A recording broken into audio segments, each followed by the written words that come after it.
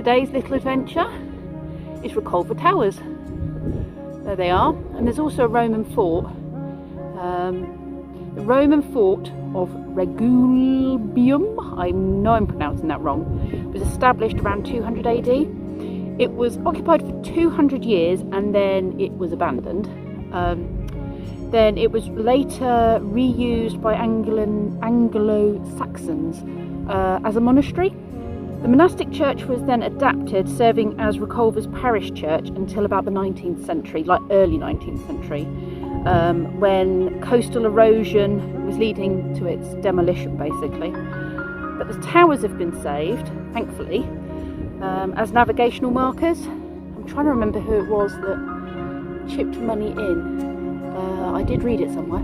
Yeah, there was a group of people or an organisation that chipped in so that the towers could be restored and kept, and they are like a landmarker for ships out at sea.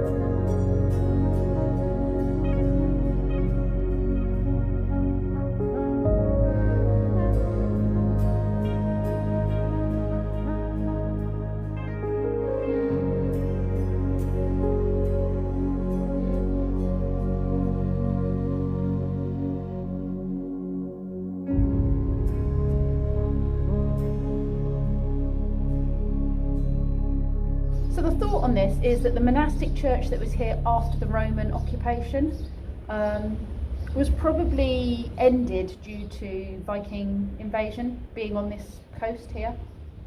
You can see by my next shot how close this is to the edge of the cliff. We only need another couple of feet of coastal erosion and this is gone completely. What is left is gone. I imagine another century this won't be here, which would be a real shame that it's lasted this long. But we are losing huge segments of our coastline every single year. You can see how close we are to the cliff top. Like I said, in another few years, this may not be here, which would be really tragic. Here we go. This plaque here tells us that it was the Corporation of Trinity House of Dartford Strand in the year 1870. So it says here the groins laid down at their expense. So I'm assuming that meant the money they paid in to protect so it says to protect the cliffs on which the church had stood. I suppose that's to stop coastal erosion or to reduce it. The ancient spires were blown down and substitutes were erected, and it's still being used for navigation purposes from the sea. It's obviously something that is seen for miles and miles as a navigational point. We've got a lot of birds nesting up there. There's a nest right at the top in that corner. Not sure what the birds are. But there's a lot of nests up there. Oh, there's a pigeon. Oh, a pigeon that's made a half decent nest. That's a rarity. Cool, you must be rich birds to live in a castle.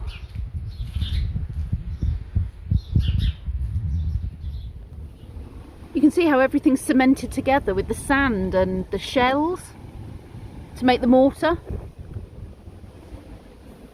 Various stones.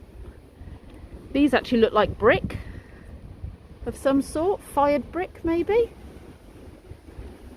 All sorts of different stone there. Flint. Is that sandstone?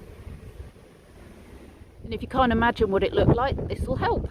This is when it was the Anglo-Saxon church, before the big towers.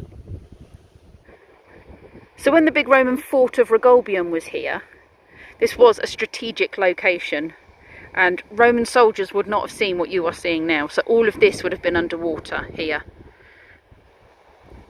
So 1,800 years ago, roughly, this would have just been the sea flowing for miles. Beyond this channel that would have been in front of us was a little island called Thanet. That's the high ground off on the horizon. I don't know if you can see it from here.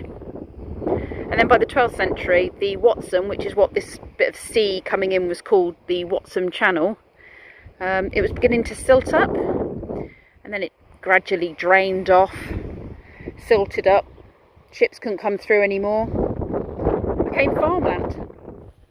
And this bit here shows you the Roman fort wall as it goes all the way down there. It would have encased the entire Roman settlement to protect them from any invasion.